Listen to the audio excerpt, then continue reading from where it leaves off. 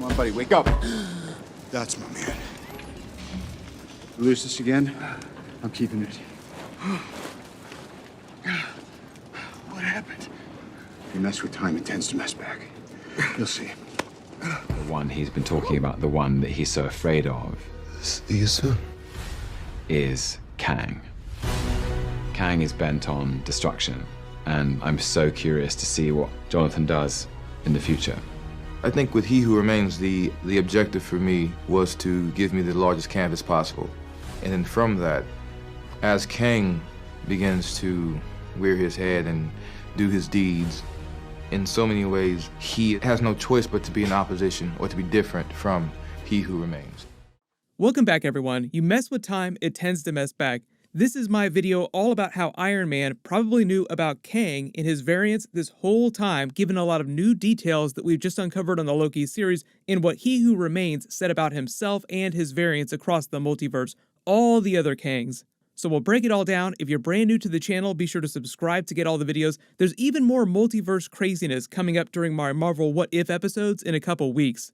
And careful for spoilers from Loki if you have not been watching those episodes. A lot of what they said about the history of Kang in the Marvel Universe during the series fills in some really big gaps and WTF questions from Avengers Endgame, Avengers Infinity War, Doctor Strange. Marvel and Kevin Feige do that all the time. They'll always use brand new Marvel projects to sort of fill in the gaps and make earlier movies seem even better in retrospect. The way they also use the Loki episodes to make Loki's journey in all the previous Marvel movies seem even more meaningful. But there's a lot of new evidence now, including some canonical tie-in book material that expands on what Iron Man was talking about when he discusses time travel in the multiverse during Avengers Endgame. There was a book that Marvel published recently called The Wakanda Files. It's actually Shuri's notes, the way that they write it, dealing with all kinds of minutia and really specific things from all the Marvel movies and characters. For instance, it actually breaks down how much Bucky Barnes earned. That's how much detail that it gets into if you're a fan of that kind of stuff. For the purposes of this video, I'm just going to be referencing what it reveals about Iron Man and his time travel research during Avengers Endgame and what he learned about the multiverse during that. How it explains him knowing about the existence of the sacred timeline and Kang.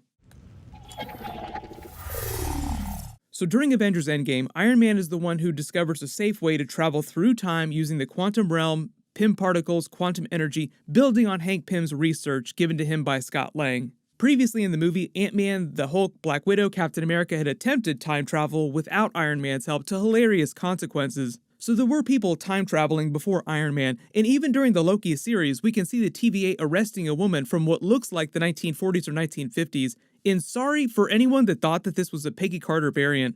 The director of Loki did an interview recently where she debunked that theory. She said that she loved all the theories that people were coming up with during the series, but this woman was not meant to be Peggy Carter. She was just a random woman from the past that was there to show you that there were people creating Nexus events and traveling through time long before the Avengers did during Endgame. Like this is meant to be happening all across the timeline, past, present, and future.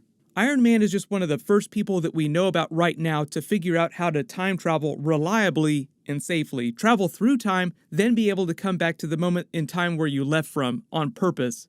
So when he was doing his research, figuring out how to crack time travel correctly, the Wakanda Files contain a note that he wrote to the Hulk speaking about the Deutsch model of quantum mechanics, which is a real-life thing. David Deutsch's model is all about the existence of parallel universes, which is what Kang was talking about when he explained his backstory as Nathaniel Richards and how he also discovered parallel universes stacked on top of his own when he was in the 31st century. But in his note to the Hulk, Iron Man states, altering the events of the past could never affect the continuous loop, remember that term, though it could create tangential split timelines. Let's not worry about that for the time being. Earlier in the movie, when Ant-Man and the other Avengers are trying to win him over, he also mentions triggering the Deutsch proposition.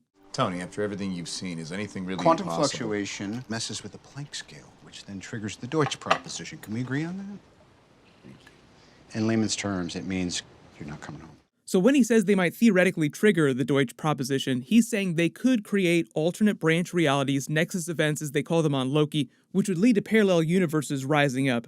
But also in his note to the Hulk, when Iron Man talks about the continuous loop, he's referencing the concept of the sacred timeline, even though he doesn't call it that. He Who Remains just called it the sacred timeline is part of this whole thing with the official TVA dogma. That's what he was joking about with Loki and Sylvie when he was making those Amen prayers while explaining the creation of the TVA to manage his isolated timeline. He also shows a depiction of that as a loop around itself. At the beginning of the episode, you also see the sacred timeline itself curving around the citadel at the end of time on that asteroid.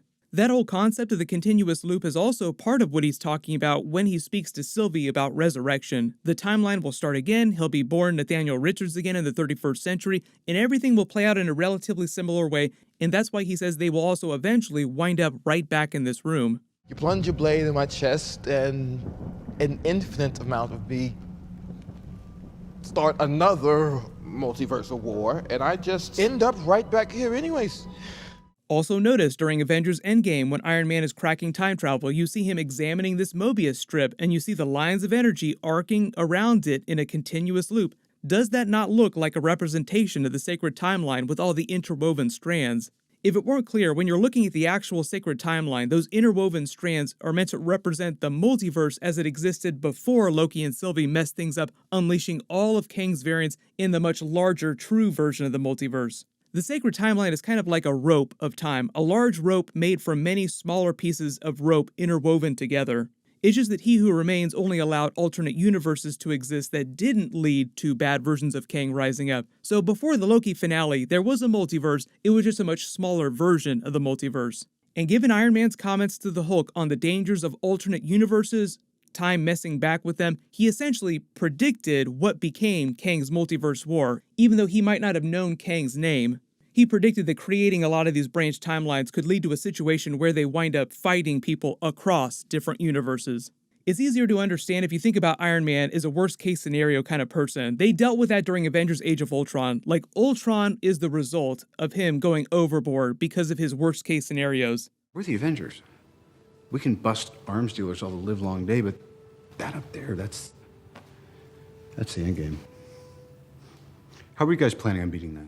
But if you thought that there was only a loose connection between Kang and Iron Man before the Loki series, like everybody watches that Avengers Endgame scene and says, you know what, he's probably talking about Kang right there. Think about some of these newer Easter eggs and references from the Loki series that connect them even more. So most of Kang's technology that he used when he first started exploring alternate universes, met his first variant, was probably based on Iron Man's time travel platform technology.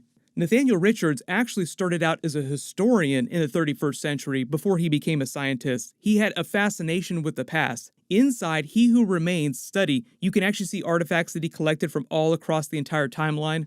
Zoom and enhance in the background, you can even see that he's got one of Iron Man's helmets on his shelves, but you don't really spot any other artifacts from the other Avengers. This study is meant to be where he keeps his most prized possessions. Kang's TemPad here that he wears on his wrist and plays with during the episode, pre-programmed with a bunch of coordinates for space and time to move him around.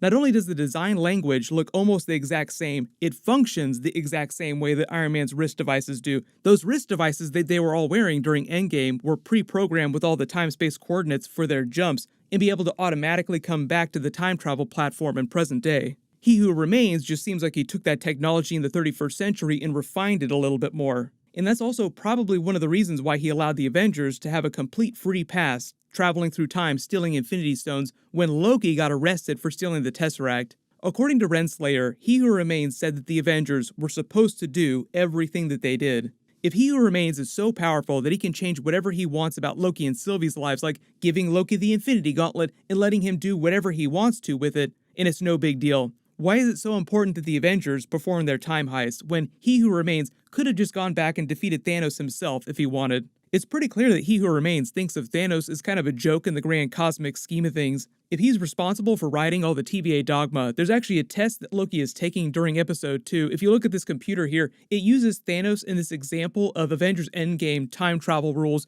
about Thanos trying to steal apples from the past. It's just a funny exploration of the time travel logic from Avengers Endgame using Thanos and apples. So no coincidence that in the future, He Who Remains is sitting there eating an apple when he's talking to Loki and Sylvie. He Who Remains showing just how powerful he actually is. So why then didn't he just take care of Thanos himself? Why would he allow all that to play out? Well, the reason is probably because if the Avengers had never done their time heist, Iron Man wouldn't have invented his time travel platform, and He Who Remains would never have been able to use it in the future to explore other alternate universes. He would have never wound up becoming He Who Remains. he would never have been able to stop his variants from destroying his timeline, his universe. So that's probably the real reason the Avengers got a free pass, because he needed them to do that so that Iron Man would create this time travel platform so that he could become who he needed to become to win the multiverse war. This stuff, it needs to happen to finish the quest. But with the way He Who Remains talks about having paved the road for all these characters, so to speak, orchestrated the sacred timeline so that everyone is doing everything that he wants them to do and clipping the things that he doesn't want them to do, Iron Man seems like he learned about a lot of this during his time travel research, that he would have become aware of the threat of a person or variants in the future doing all these things. Now, he might not have known Kang's name or He Who Remains' name, he just probably knew that there was someone looming over all this the whole time, for all time, always, and across countless other alternate realities. And Kang being so obsessed with Iron Man enough to keep his armor in his private study with his most personal possessions makes it sound like he did have a special extra connection to him, more so than a lot of other historical figures. There's even a younger version of Kang in the comics that also sets himself up in the past as Iron Lad, inspired by Iron Man, trying to avoid his future fate as a villain, trying to be a better version of Kang, a better variant. But let me know in the comments, how much about Kang, his variants, the multiverse war, do you think that Iron Man predicted accurately? And do you think that Kang needed Iron Man to create his time travel platform so that he could crib from it in the future? This is only the beginning of the Marvel multiverse. We have Marvel What If episodes starting in a couple weeks. I will be doing all those episodes. Make sure you have alerts enabled for my channel so you don't miss any of that. I've got a lot of fun stuff planned for that. In the meantime, everyone click here to learn where the Marvel Netflix Daredevil characters are coming back in the MCU, and click here for that Loki Season 2 teaser and more Kang deleted scenes. Thank you so much for watching, everyone stay safe, and I'll see you guys tonight.